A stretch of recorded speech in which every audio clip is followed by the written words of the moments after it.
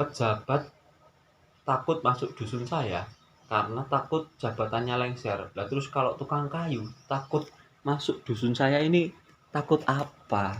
Nah, tukang kayunya lengser atau tukang kayu yang itu mau lengser? Kan memang udah mau lengser. Ya oke, dengan suara lantunan gamelan seperti ini dan ada suara-suara kipas angin seperti itu dan suara-suara kicauan burung atau ayam berkokok, berarti Anda sedang mendengarkan Wani Angas, konten horor dari channel Asa dan Nurul. Tentunya masih melanjutkan telusur jantung kita, tinggal 2 daerah lagi, Rembang. Ya, kali ini kita masuk ke Rembang ya, setelah kemarin kita dari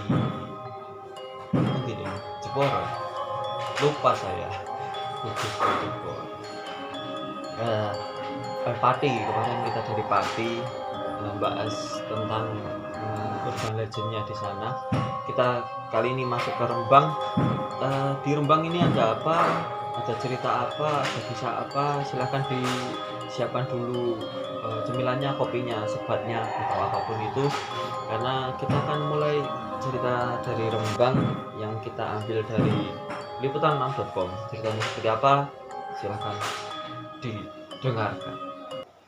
Ya, pernah Wani Angas menceritakan tentang mitos di mana pejabat yang lewat di suatu daerah atau suatu tempat lalu jabatannya akan jatuh atau lengser.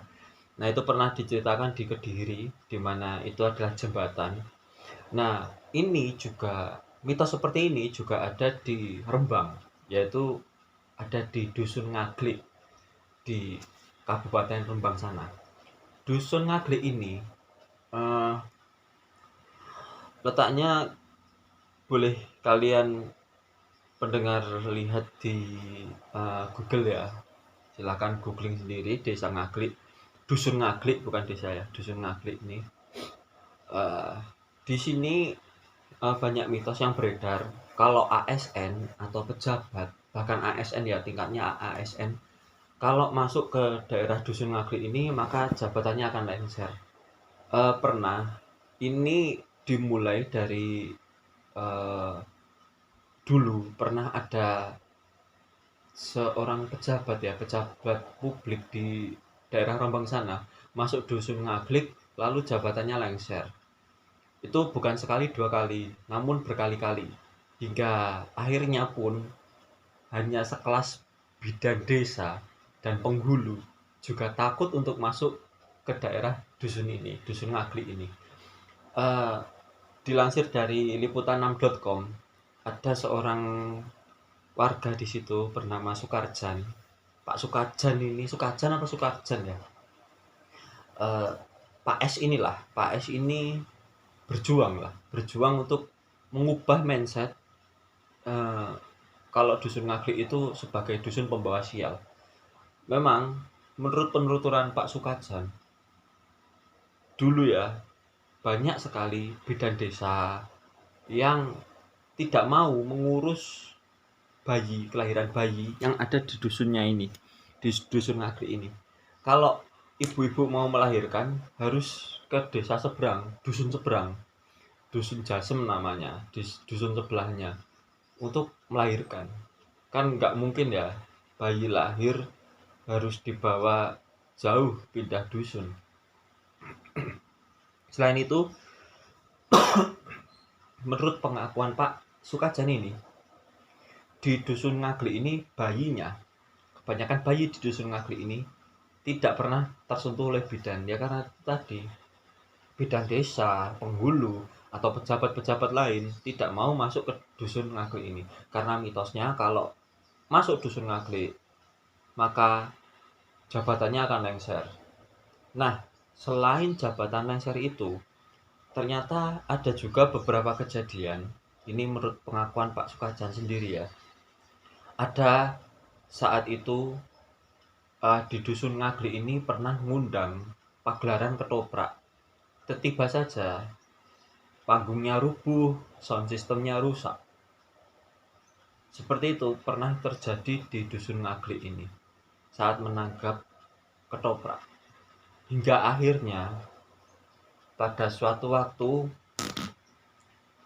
Pak Sukajan ini dan warga ingin mengadakan pagelaran lagi dan selalu ditolak oleh pihak sound system. Kesusahan mencari sound system. Katanya si penyewa sound system itu takut kalau nantinya sound systemnya akan rusak. Selain itu, ternyata tidak hanya bidan, penghulu, dan tukang sound system yang ketakutan masuk dusun Ngaglik, bahkan sampai tukang kusen atau pengrajin kayu ya juga takut untuk menggarap kayu di dusun Ngaglik. Ini pengakuan pribadi yang dilansir dari liputan.com dari Pak Sukajan sendiri. Pak Sukajan sendiri pernah ingin membuat kursi kayu.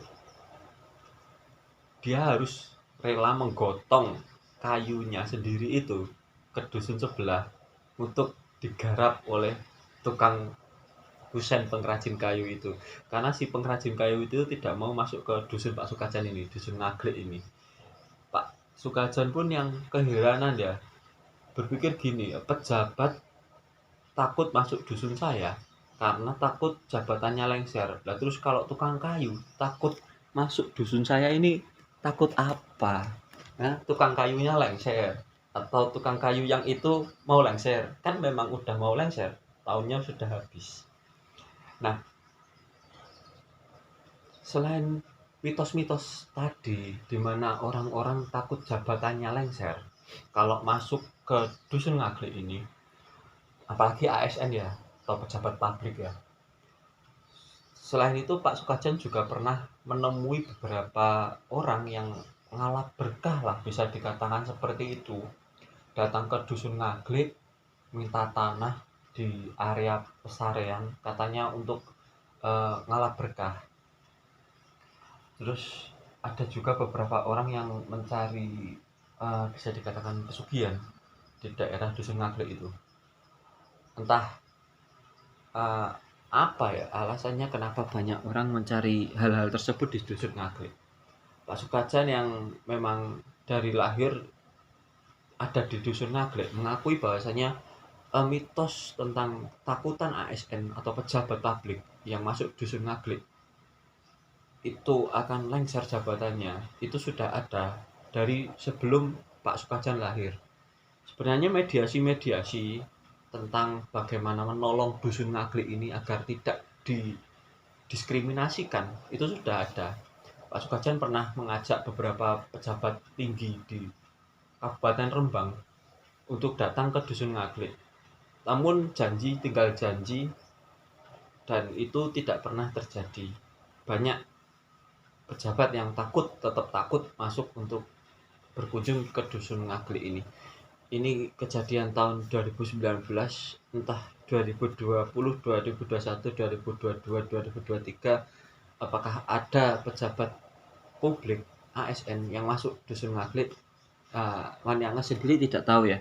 Yang jelas, menurut kebutuhan dusun Ngaglik ini cukup pejabat publiknya yang mau masuk ke dusun Ngaglik itu bidan aja lah, nggak apa-apa. Karena di sana bayi lahir itu ya seperti yang dibilang tadi, bayi lahir di dusun Ngaglik tidak pernah tersentuh oleh bidan sampai gede. Bayangkan, padahal kan peraturan pemerintah jelas ya bahwasanya bayi itu setidaknya dalam 40 hari pertama harus mendapatkan pelayanan dari bidan. Namun di dusun Ngaglik tidak. Nah, mitos-mitos yang lain di dusun Ngaglik adalah di mana dusun Ngaglik ini juga mengadakan seperti sedekah bumi ya. Sedekah bumi dengan menyembelih rojokoyo, sapi kambing yang dulunya dilaksanakan di tengah sawah, sedikit demi sedikit oleh orang-orang yang sudah mengenal agama di dusun Ngaglik ini. Apalagi Rembang kan, Rembang itu juga terkenal sebagai kabupaten santri, kota santri, karena di situ ada pesantren-pesantren hebat seperti pesantren di Lasem dan beberapa daerah di Rembang sana. Di mana yang ngalap berkah atau kondangannya kondangannya yang seharusnya dulunya itu ada di tengah sawah, mulai digeser hingga akhirnya bisa melakukan kondangan di dalam masjid. Nah, hal-hal yang islami seperti ini yang ingin dibangun oleh Pak Sukaja dan warga sekitar untuk menghilangkan, mengikis sedikit demi sedikit mitos yang ada di Dusun Ngaglik. Dan rasionalitas pun juga sedang diperjuangkan bahwasanya tidak semua ASN dan pejabat publik yang datang ke Dusun Ngaglik jabatannya lengser. Meskipun ada masih banyak ya penghulu yang takut masuk ke sana dengan alasan sunnah lah, sunnahnya nikah itu di masjid, walaupun wajibnya itu ada di dusun sebelah, di dusun Jasem. Itu masih dimaklumi oleh uh, Pak Sukajan dan kawan-kawan yang ada di dusun Ngaglik. Oke, mungkin itu saja cerita tentang mitos yang bisa diceritakan Wani Anas dari dusun Ngaglik di Kabupaten Rembang. Mitos-mitos seperti ini banyak sekali berkembang di Indonesia. Seperti yang saya katakan tadi, Kediri juga ada jembatan yang ditakuti pejabat untuk lewat di situ, bahkan sampai tingkat presiden takut lewat jembatan di Kediri itu. Dan ini adalah dusun Ngaglik yang ada di Rembang, Jawa Tengah. Oke, terima kasih sudah mendengarkan Wani Angas. Ojo wani-wani yang kewedi, ojo wedi-wedi yang kewani, Wani Angas pamit. Assalamualaikum.